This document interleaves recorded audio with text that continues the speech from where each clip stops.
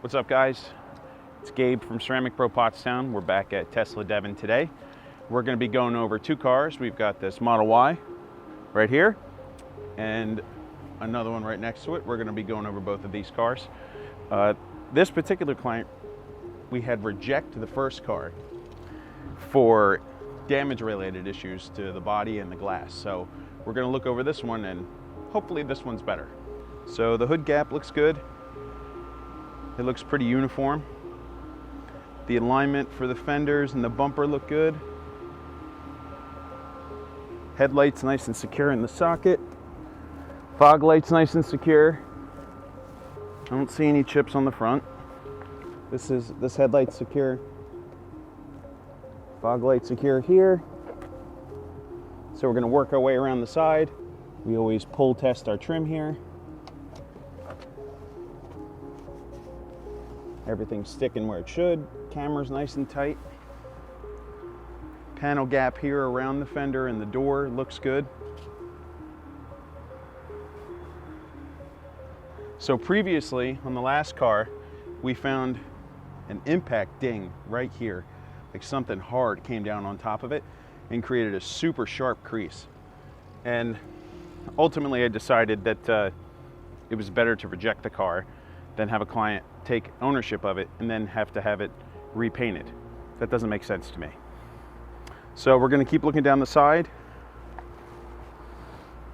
Door alignment looks good here.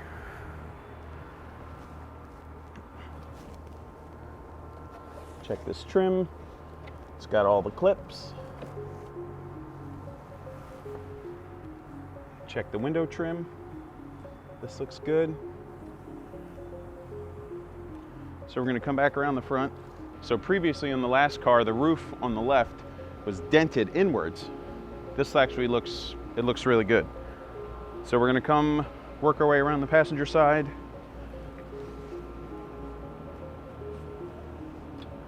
It's got all the clips. So again, we always find this door is slightly out of alignment on every Y that we look at, and this is okay though. It's not perfect, but it's within the realm of like what's acceptable. The gap here is a little uneven, so it looks like the whole fender could rotate forward some, but again, you know, this isn't something that's worth rejecting. So we're going to come up top here.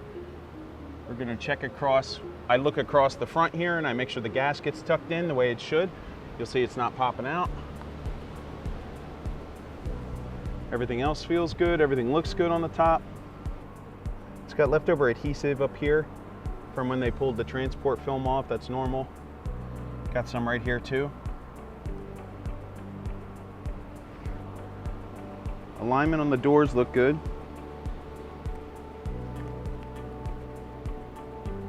Trim's where it's supposed to be. Gap for the rear trunk looks good. Come on around here. We always check the tail lights to make sure these aren't like pushed out of place or anything. This side looks good. This side looks okay. All right, so we're going to start our interior check here.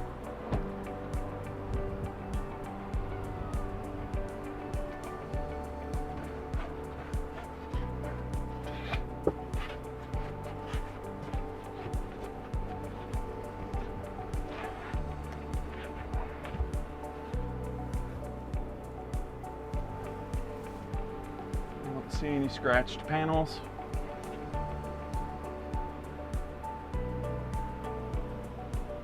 Trunk looks good. I don't see any gouging in the door jambs. We did find this. If you come over here, I don't know if you can get this writing to show up here. So it says missing something stop. So we looked underneath and there's this rubber stopper here that looks like it came in missing, but it's been installed and replaced. This is what prevents the trunk from slamming and makes a tight seal when the locking actuator takes place. and activates. So as long as the trunk doesn't rattle when it closes,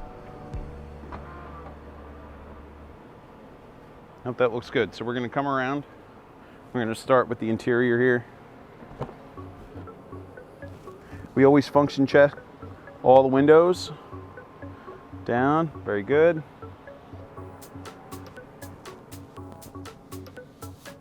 Function check seats. This is good. It's actually, this one actually has the power assist seat with it has the power lock in the back. This looks good. You see where the plastic has been left? So that's typical. We see that on just about every car. Let's come around front here.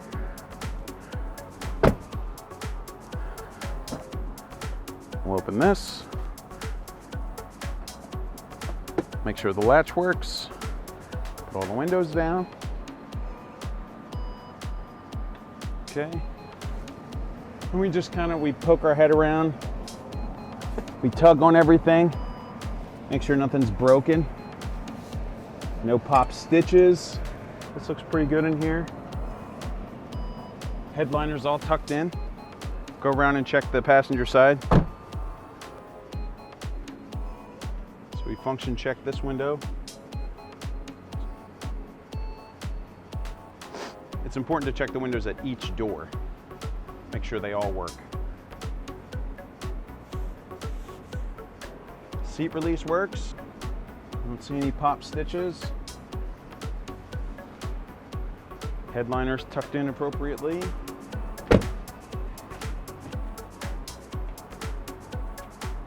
Function check this window.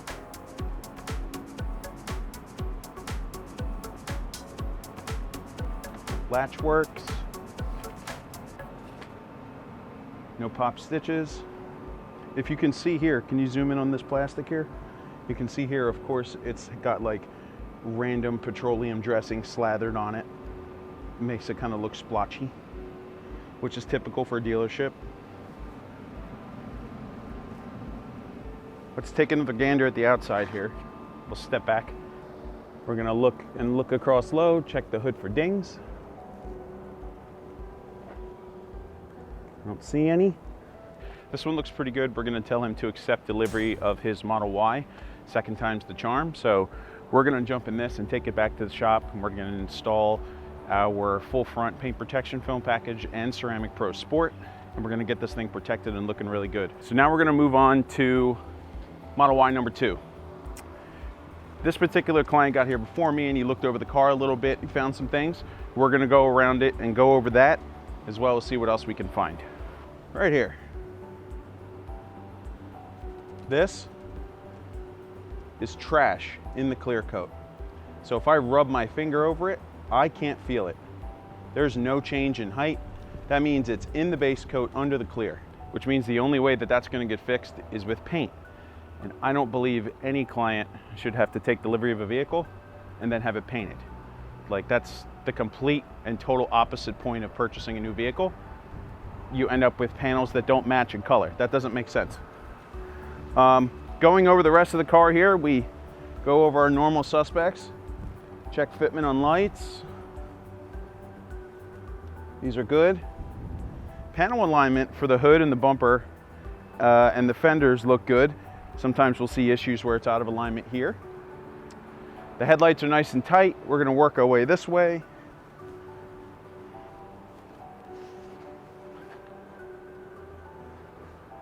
Trim's tight.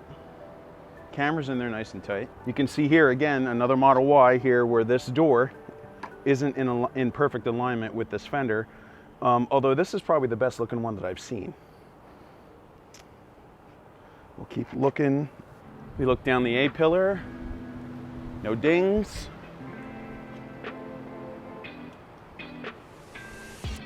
I'm gonna open the door here. Function check this.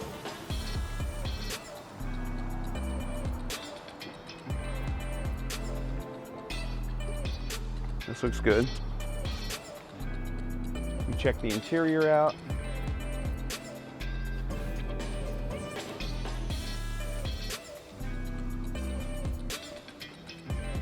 Nothing in the headliner, which is a decent change of pace. Oh, here it is. So I can see here where they've pulled things, and you can see the headliner's kind of frayed here. You might get lucky and be able to tuck that back in. I don't think he's gonna get that lucky. Oh, he might. There we go. Okay. We keep working our way down the car. Another trim test. So this is something we noticed. The car is filthy. Like, can you get this dirt to show? This is disgusting. Like, come on, man. Like, we can do a little better than that. Like, just kind of, this is probably from getting in and like putting your knees on the seat and reaching all the way over. Seat works. No pop stitching. So this is where I'd say the client is probably going to need to reject the car. So the bit on the hood, the one little pock mark, you could get that with anybody. Like any manufacturer, you can end up with that. This is a bit more of a problem. One, it's not on a part of the car that's easily paintable. And two, this is a pretty big problem. He's got this kind of a splotchy mark, and then there's this black stuff. So it's not in the clear. I don't feel it at all. This is definitely in the base. This is probably from somebody rubbing up against it before spraying clear, or some tooling ran up against it and smudged it. This is not gonna come out unless the whole door is painted. And the second you start getting into painted, like vertical panels like this, you're talking about painting the next door, painting into the fender, because it's a metallic flake. So this car's gonna end up getting rejected. Between the issues related to the hood alone could be, like, we could deal with that, but the door, that's just, that's unfortunate. I don't necessarily think that it means that it's been mistreated on its way here. And realistically, this may just get put back in the queue and given to somebody else that may not notice that. But for this particular client, he noticed it before I could get here. And looking at it, that's definitely something where we'd say, that's no-go, it's gonna need paint, wait for the next one. Right now, they're running about a 3 to 4 week lead time, so we're gonna end up seeing this Model Y rejected, and this client's gonna wait for the next car. So that's pretty much it. Thanks for watching today. My name's Gabe. I'm from Ceramic Pro Pottstown. If you're looking to get your hands on our Tesla delivery inspection guide or our Tesla paint protection guide, you can check the links in the description.